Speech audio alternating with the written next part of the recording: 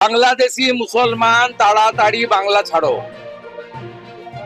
পালাও, detect, delete এবং deport. Bangladesh থেকে যদি কেউ এসে ঢুকে থাকেন, ঢুকলেন কি করে? বিএসএফ ফেল করছে, সেন্ট্রাল গভর্নমেন্ট ফেল করছে।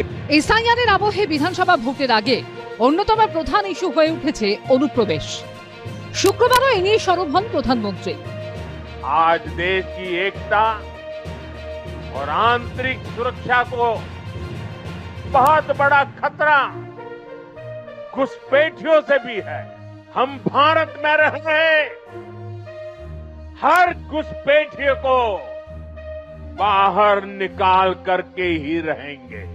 এই আবহেই এবার উত্তর চব্বিশ পরগনার স্বরূপনগরে অবৈধভাবে সীমান্ত পেরোনোর সময় ধরা পড়ল ৪৫ জন বাংলাদেশের নাগরিক। তাহলে কি এসআইআর আতঙ্কে বাংলাদেশিরা কাঁটাতার টপকে ওপারে পালিয়ে যাওয়ার চেষ্টা করছেন? বিএসএফ সূত্রে খবর, ১০ শিশু সহ মোট ৪৫ জন বাংলাদেশিকে ভারত বাংলাদেশ সীমান্তে গ্রেফতার করা হয়েছে।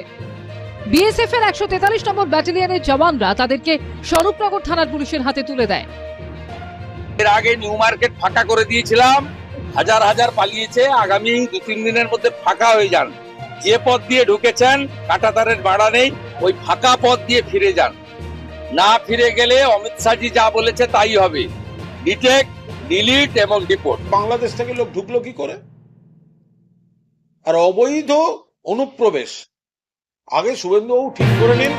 আপনি ফেরত পাঠাবার কথা বলছেন, আর জগন্নাথ সরকার বলছে সীমান্তটা ভেঙে দিয়ে বাংলাদেশটা সব পিছিয়ে নেওয়া যাবে। আগে আপনারা ঠিক করে আসুন। এসআইআর এর আবহে ভবিষ্যৎ কি হবে, এই আশঙ্কায় উত্তর চব্বিশ পরগনার ভীষণপাড়া থেকে অনেকেই বাংলাদেশে ফেরার তোড়জোড় করছেন। যারা আছেন তারা আতঙ্কের প্রহর গুনছেন। আমার তো বাংলাদেশে কিছু নেই, এখানে কিছু ডকুমেন্টস না থাকলে তো কেউ